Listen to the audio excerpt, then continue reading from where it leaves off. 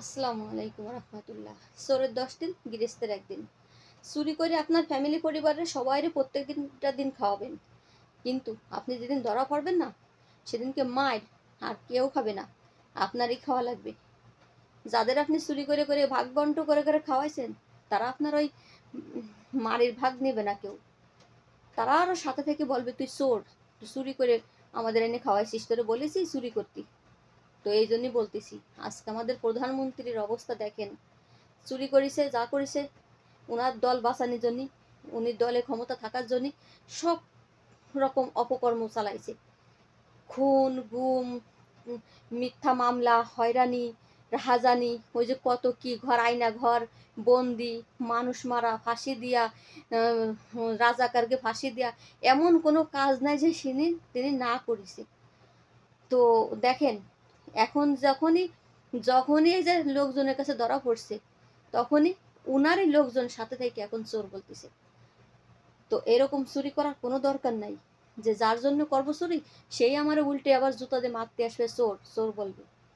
তো আজকে ওনার জন্য দেখেন, ভালো ভালো মানুষেরও ওই যে দলমতের শেষে 1 বছর না, 2 বছর না, 15টা 16টা বছর মানুষ অপেক্ষা করা, ধৈর্য ধরা, মানুষের নির্যাতনে থাকা, কষ্টে থাকা, যন্ত্রণায় থাকা, হকের বিচার না পাওয়া, মিথ্যা মামলা দিয়া হয়রানি করা, হামলা করা, গুম করা, খুন করা, এই যে কত কাহিনী, একের পর এক কাহিনী।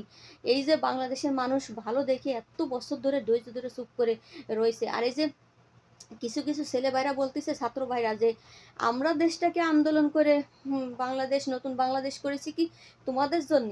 দেখেন ভাই, ছাত্র ভাইদের বলবো, আপনাদের পাশে আরো লোক ছিল।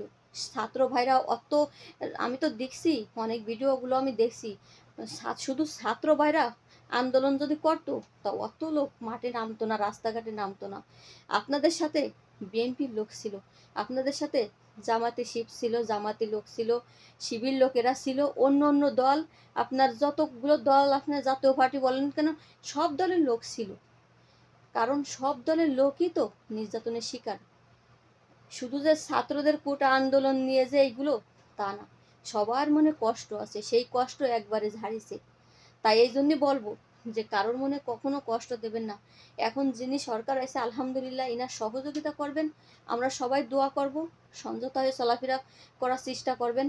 আর যারা যারা হচ্ছে কি এখনো আছে, আমাদের প্রধানমন্ত্রীর লোকজন আরও আছে, আপনারা, ওনারা যা করেছে করছে, আপনারা মামলা হামলা এটা সেটা ওনাদের মতো করার দরকার নাই। দিন শেষে আমরা মানুষ, দিন শেষে আমরা মুসলমান, আমরা আল্লাহকে ভয় করব। আল্লাহর ওসিলায়, আল্লাহর জন্য আমরা নবীর উম্মত হিসাবে সকলকে আমরা ক্ষমা করে দেব, ক্ষমার দৃষ্টিতে দেখব। এবং আমরা যেন সামনের দিনগুলো ভালোভাবে আল্লাহ আমাদের সালাহ তৌফিক দেয়, ভালো কিছু আমরা করতে পারি। আমাদের সুস্থ একটা বাংলাদেশ আমরা সবাই চাই, সবাই সুস্থ একটা বাংলাদেশ, সুন্দর একটা বাংলাদেশ গড়ব। সবার প্রচেষ্টা থাকবে ইনশাআল্লাহ, সবাই প্রচেষ্টা করবেন। আর মানুষের জ্বালানি পোড়ানি, হয়রানি, আগুন ধরানি, এইগুলো আল্লাহর রাস্তায় মাফ করে দেন, বন্ধ করেন।